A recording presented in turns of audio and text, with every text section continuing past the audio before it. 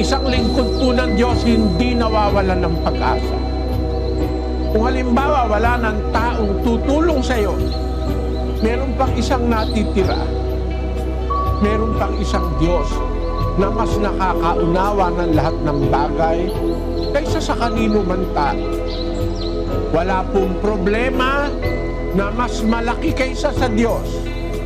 Malaki ang Diyos kaysa lahat ng problema. Magtiwala lang po tayo. Humingi tayong may pananampalataya. May Diyos. Meron siyang magagawa. Meron siyang maitutulong.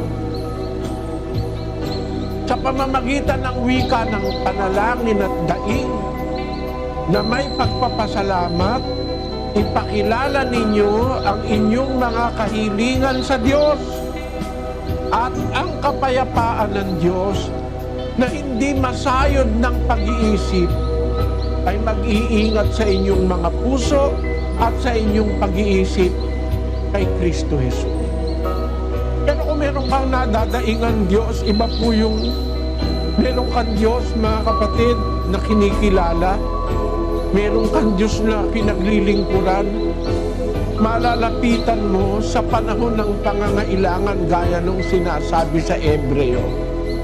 Magsilapit nga tayong may pagkakatiwala sa luklukan ng biyaya upang tayo magsipagtamo ng awa at makasumpong ng biyaya upang tumulong sa atin sa panahon ng pangangailangan. Mga kababayan, mga kapatid, darating ang araw, kakailanganin natin ng Diyos.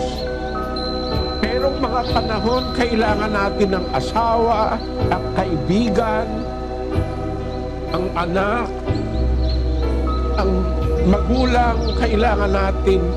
Meron darating panahon, kailangan natin ng Diyos.